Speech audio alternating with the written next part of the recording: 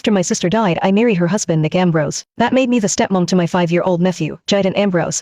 On my birthday, I accidentally wore one of my late sister's dresses. In front of everyone, 5-year-old Jaden threw my birthday cake straight into my face. He looked down at me, covered in frosting with the same cold, emotional stare as his father. "Don't think you can replace my mom just because you married into the Ambrose family," he sneered. "You gold-digging tramp." Then his voice dropped into something darker, hateful. "I wish it had been you who died. Then we'd be lighting candles for your memorial, not your damn birthday. I swear when I grow up, the first thing I'm doing is kicking you out of this house." The cake, overly sweet with extra frosting, slid toward the corner of my mouth, but all I tasted was bitterness. I stared at the little boy I had raised with my own hands and, strangely, I just felt done. If a child doesn't love you, maybe it's time to let go. But after I left, both Nick and Jaden came crawling back, full of regret, begging me to forgive them. "Arya, are you sure about divorcing Nick?"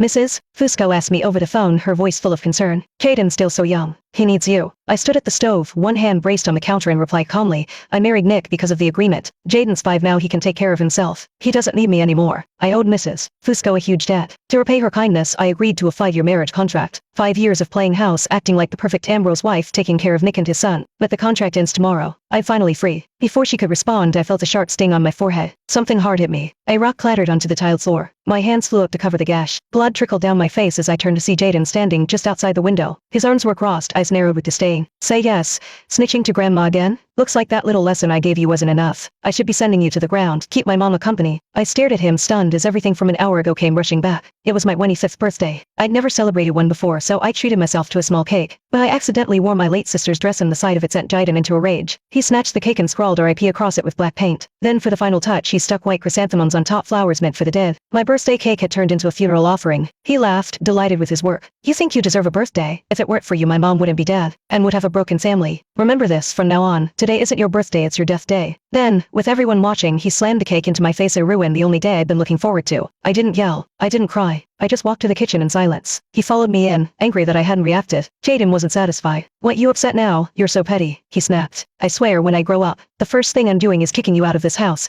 I looked at him, this child I poured 5 years of love and energy into, and felt my heart sink. I was so tired. "You won't need to," I told him quietly. "I'm leaving this house tomorrow." Then I walked out and went to the living room to clean up the wound on my forehead. I was bandaging my bleeding forehead when I heard the shattering of glass from upstairs. A chill ran down my spine. I ran up the stairs and found the only keepsake my mother had left me, jade bracelet smashed into glittering pieces.